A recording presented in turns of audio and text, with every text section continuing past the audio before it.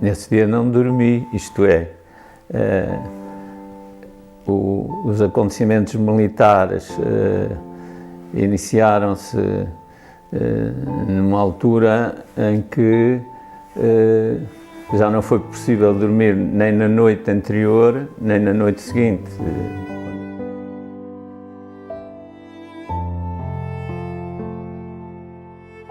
Olha, se não houvesse 25 de novembro, não se comemorava o 25 de abril.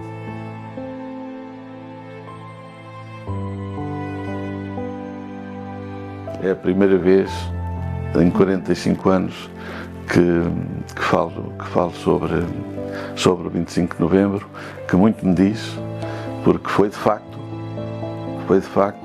o retomar das grandes linhas que o 25 de abril apontava para a nossa democracia, como hoje vivemos, com todas as vicissitudes que ela tem.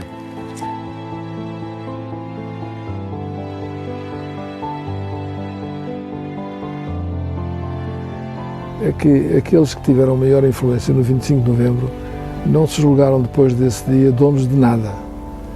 E normalmente encontra-se poucos relatos das pessoas que participaram no 25 de novembro, porque o que estava ali eram os interesses nacionais, o que estava ali era a percepção daquilo que os portugueses em eleições livres afirmaram. Portanto, o 25 de novembro é de todos, não é de ninguém. Nós, voltando atrás para explicar os tais acontecimentos que levaram ao 25 de novembro, temos que vir até 11 de março desse ano, de 75. A 11 de março de 75 dá-se um movimento militar protagonizado pelo general Spínola e pela sua entourage militar, por seu grupo militar, digamos, os chamados spinolistas, que ao pretender, de certa maneira, antecipar um possível resultado que não fosse conveniente para esses protagonistas desse golpe militar, para o general Spínola e para os seus panigulados, fizeram esse movimento militar uns dias antes do dia que estava destinado às primeiras eleições livres em Portugal para eleger a Assembleia Constituinte. Na disputa do poder de Estado, o clímax foi atingido em 1975, quando uma nova sigla entrou no nosso dia-a-dia, PREC, Processo Revolucionário em Curso. O avanço popular ultrapassava o ritmo dos decretos. Legitimado pela legalidade instituída com o 11 de março, impunha-se muitas vezes fora do controle civil e militar. Podia subitamente irromper de um clima de exaltação crescente, incontrolável pelos próprios participantes. Terá sido o que ocorreu à porta do Ralis, precisamente no dia seguinte aos acontecimentos do 11 de março, em que morrera um soldado.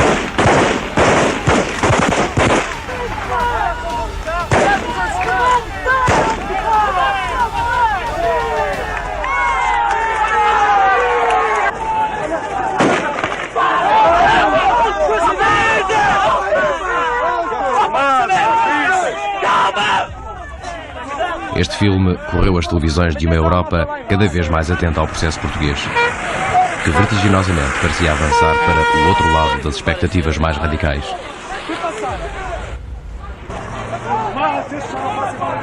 Ninguém é estes, mano. Estes já não fazem mal a ninguém. Vai até o mundo aqui para fora. Para não evitar chatices, pá, está a perceber? Leva este homem daqui para fora, pá. Faz favor, pá. Olha, faz favor. Na disputa entre os militares há uma manifestação, digamos, de indisciplina e de rebeldia que é feita pelas tropas paraquedistas de tanque, que resolvem ocupar as bases aéreas, dizendo eles que isso era feito porque queriam atirar fora o chefe de Estado-Maior da Força Aérea. Nessa altura, que era membro do Conselho da Revolução também, todos os chefes de Estados-Maiores eram membros do Conselho da Revolução. A ocupação da base aérea número 5 verificar-se-á até à admissão do general Moraes e Silva, ou então se a situação se alterar. Ainda segundo o mesmo militar, a ocupação da base aérea número 5 deu-se sem incidentes de maior, não tendo sido disparado qualquer tiro. A situação de vigilância manteve-se, entretanto, durante a tarde nas unidades, como se verifica pelas imagens que a seguir apresentamos, colhidas no quartel do Ralis e também no depósito de material de guerra de Beirolas. Pois, neste momento ainda não estamos na altura das reivindicações. Pelo menos há o pedido de demissão do general Moraes e Silva e de outros oficiais. Sim, quer dizer, um dos objetivos será esse, evidentemente, mas a luta será muito mais ampla. Que unidades, que bases aéreas é que foram ocupadas, além aqui deste comando? Aquilo que eu já posso adiantar agora, pois a base aérea do Montijo, controlada por uma companhia de paraquedistas que está lá. O de Gafa, neste momento, está controlado, portanto, por a Polícia Aérea do de Gafa. A base 5 e outras bases da Força Aérea estão controladas também por paraquedistas do RCP. Montreal, Montijo, a base 6 está ocupada.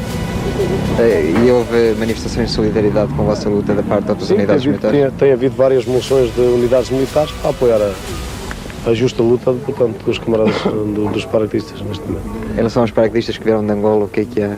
Qual é a posição que eles tomam neste momento?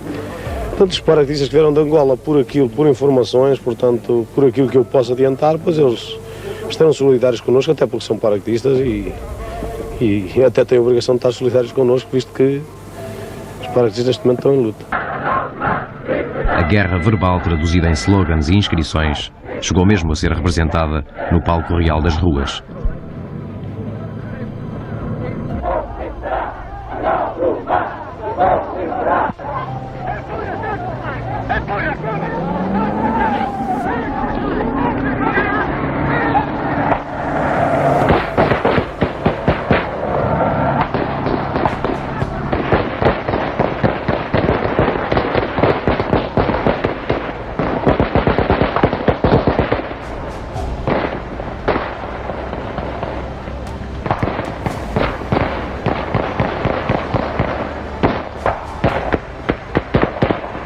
É, no entanto, contrária a esta, a nova imagem que, dia a dia, as chamadas forças da ordem vão construindo. Os militares substituem os polícias nos conflitos de conteúdo político. Aparecem cada vez mais não como agentes de um aparelho repressivo, mas como instrumentos de proteção às iniciativas que muitos trabalhadores então desencadeavam. Ocupações de casas, de terras, de fábricas, em processos mais ou menos exaltados. E a partir de 11 de março, há as ocupações, já nacionalizações, portanto há um abuso e aquilo que poderia ser a democracia começa a não ser democracia. A nacionalização dos setores básicos da economia são o conteúdo para o invólucro ideológico, entretanto definido em Assembleia do MFA. A opção socialista da Revolução Portuguesa, iniciada em 25 de abril de 1974. À banca do povo, expressão duvidosamente traduzida na prática, seguiu-se a nacionalização dos seguros, das empresas de eletricidade, das transportadoras, das companhias petrolíferas. E essa passagem ao lado, digamos assim, dos militares, foi o grande pretexto para o grupo dos novos, juntamente com os militares que constituíam o que se poderia chamar agora o Comitê Militar que apoiava o Grupo dos Nove, porque o Grupo dos Nove eram membros do Conselho, todos os membros do Grupo dos Nove pertenciam ao Conselho da Revolução, portanto tinham também uma função político-militar. Mas depois, ao lado do Grupo dos Nove, existia um grupo de militares, não é? Que fazia parte do general Ienes, o Coronel Trindade, Pimentel, Loureiro Santos e outros, que estudaram a possibilidade de reagir precisamente a uma ação de rebelião como esta que foi feita pelos paraquedistas. E quando os paraquedistas saltaram, nós pusemos em marcha aquilo que se pode chamar hoje a contenção de uma rebelião, de um golpe. A minha perspectiva estava, como se demonstrou posteriormente, à margem daquilo que foi o 25 de Abril, à margem de tudo aquilo que os militares de Abril, na sua maioria, pugnaram quando decidiram derrubar o regime então em vigor do Estado Novo. A partir daí, tudo é feito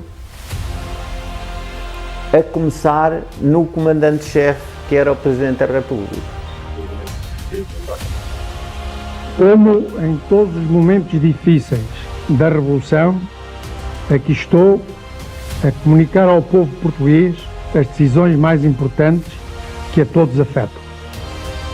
Em notas oficiosas, mandei tornar público aquilo que, sobre a atual situação militar, foi possível dar conhecimento por ser concreto e objetivo. Continuarei a mandar difundir comunicados e notas oficiosas à medida que elementos seguros estejam à minha disposição.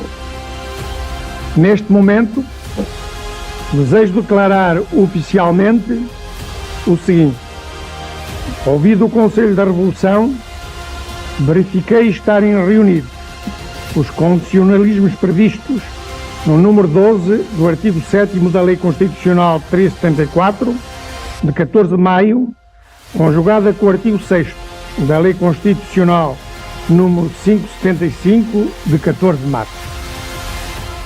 Nestas condições, declaro que na área geográfica definida pelos limites da região militar de Lisboa passa a vigorar o estado de sítio parcial.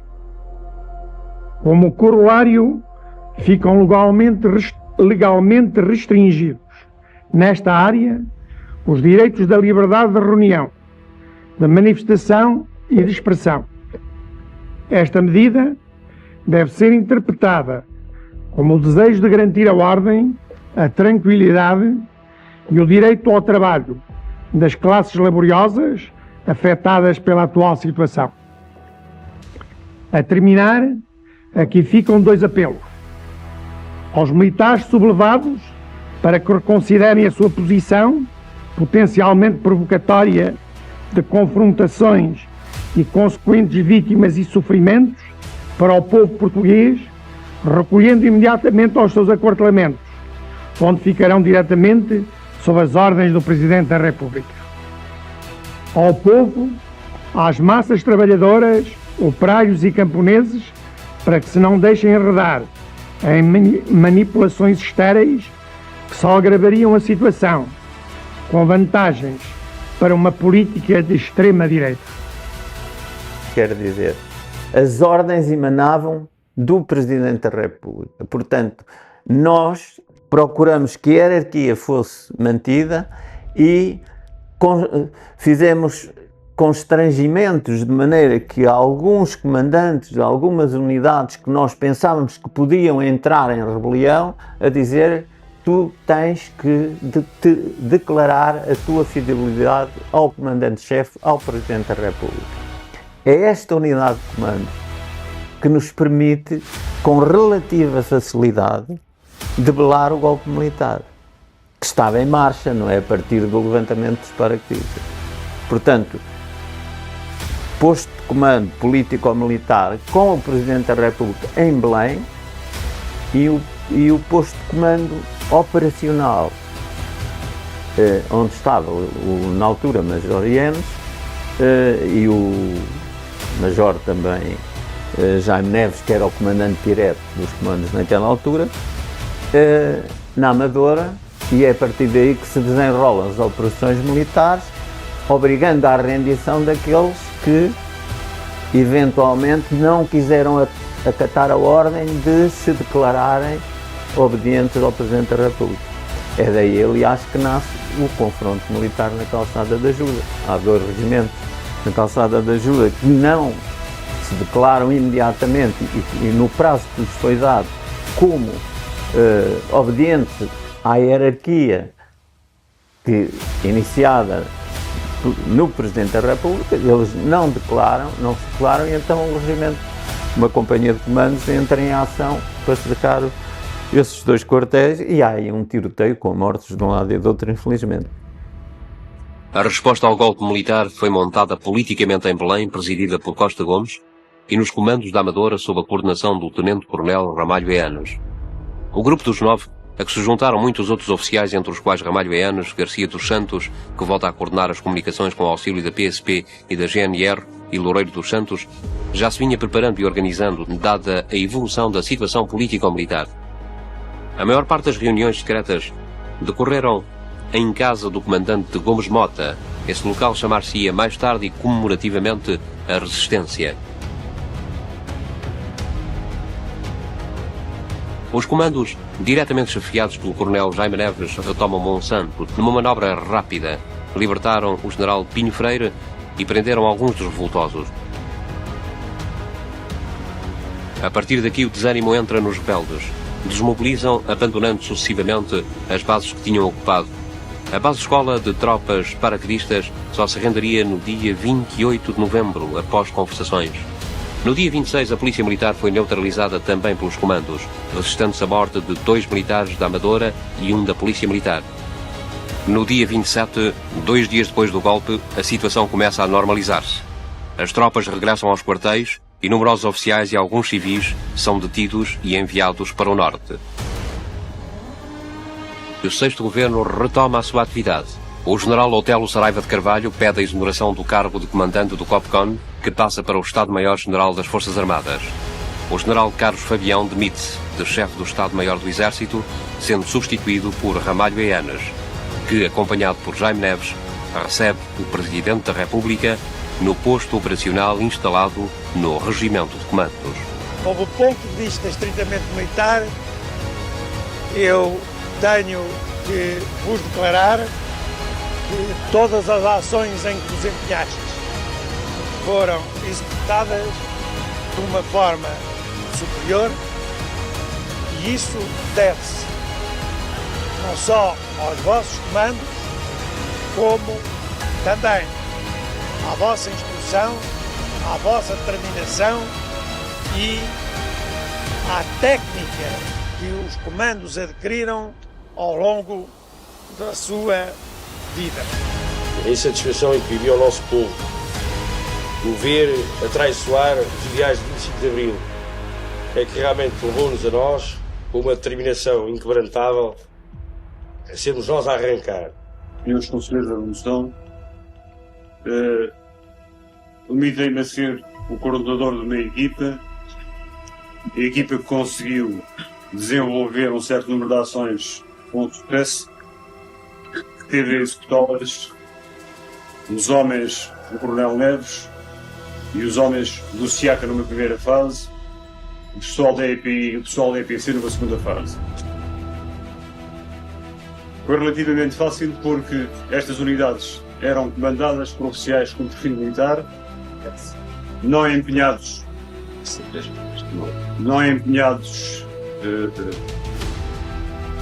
em partidos políticos, não empenhados sectariamente.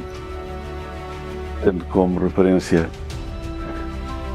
os ramalhianos em relação ao 25 de novembro. Mas falar sobre o 25 de novembro leva-me naturalmente a evocar o tempo em que eu, como subalterno, tenente na Escola Prática de Infantaria, dizer como vivi e senti o 25 de novembro, mas também passasse todos estes anos, também de alguma forma mostrar qual é a minha sensação de tudo o que se passou na altura. O 25 de novembro não pode ser desligado do 25 de abril. Eu diria mais, que o 25 de novembro é realmente a assinatura notarial das ideias que estiveram presentes no 25 de abril. 25 de abril, e só o Eiras, e há que homenagear o Eiras não tem qualquer complexo, porque já várias vezes temos comemorado aqui, quer em Oeiras, quer no teatro, quando fez 25 anos, e foi também depois nos 40 anos, que temos sem qualquer complexo. Isso fala muito sobre a questão militar e a questão do ultramar, porque é a história. Portanto, e quem não conhece a história não sabe o futuro e não pode fazer futuro. Que essa iniciativa vem demonstrar o sentido que se dá à história e a percepção daquilo que justifica hoje defendermos determinados valores. Porque o 25 de Abril foi uma promessa que teve o apoio geral de toda a população, enfim, se assim posso dizer, mas que foi desvirtuado no seu percurso, por muitas razões e circunstâncias. O 25 de Novembro vem repor esses compromissos. O período entre o 25 de Abril e o 25 de Novembro foi um período muito conturbado, mas o 25 de Novembro teve também, entre outras, a virtude de não achar que agora vamos fazer tudo com o sinal contrário. Não. Foi a resposta de que a humanidade, uma comunidade, um país, uma nação, deve ter lugar para todos, que há leis e há uma Constituição que se deve respeitar, e é nesse respeito que nós temos que garantir que ele, existindo, possa ser afirmado por todos. Portanto, o 25 de Novembro foi a reposição da hierarquia, da disciplina, das promessas do 25 de Abril, mas foi também a afirmação solene e firme de que a democracia pluralista era aquela que se devia cumprir no 25 de Novembro. E, portanto, traçou um rumo que perdura, felizmente, até hoje e que se desenvolve com dificuldades, umas e outras, mas sempre garantido os valores fundamentais que os cidadãos devem respeitar para poder viver uns com os outros e para construir um país. Não, o dia 25 de Novembro foi naturalmente um dia cheio de acontecimentos e também há outro aspecto que gostaria de dizer, respondendo à sua pergunta, é que aqueles que tiveram maior influência no 25 de Novembro não se julgaram depois desse dia donos de nada. E normalmente encontra-se poucos relatos das pessoas que participaram no 25 de Novembro, porque o que estava ali eram os interesses nacionais, o que estava ali era a percepção daquilo que os portugueses em eleições livres afirmaram. Portanto, 25 de Novembro é de todos, não é de ninguém. E, portanto, às vezes isso também faz com que se conheça menos o que é que se passou.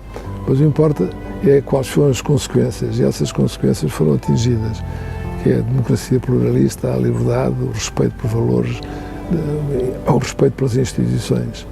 Portanto, dir-lhe-ia que o 25 de Novembro é a memória de todos nós, por um dia que foi possível que respeitasse os valores do 25 de Abril. Se eu estivesse, nós de vez em quando reunimos aquele grupo mais pequeno que passou muitas noites a pensar o que é que podia acontecer para dar uma resposta, porque a nossa intenção não era fazer nenhum golpe, não era tomar nenhuma iniciativa. Nós sabíamos que, com a degradação que se estava a verificar, que alguma coisa havia de acontecer. Não era possível viver-se naquele estado de coisas. E, portanto, o importante era saber responder, ter capacidade de resposta militar, no terreno, e depois também política. E aquilo que aconteceu foi isso, exatamente. Quando se ocuparam as unidades, quando tudo isso que sabe aconteceu, nós tínhamos a ideia do que é que poderíamos fazer, que unidades é que podíamos contar, quais eram os movimentos que devíamos respeitar e o que é que devíamos assegurar para que os valores no terreno político fossem afirmados e fossem respeitados e ficassem para o futuro. Portanto, nós não precisamos muito de falar sobre esse dia uns com os outros, porque há um sentimento, por um lado, de missão cumprida, mas por outro que estamos irmanados no mesmo propósito, que eram os valores. E os valores, portanto, depois não se discutem, sentem-se e respeitam-se e praticam-se.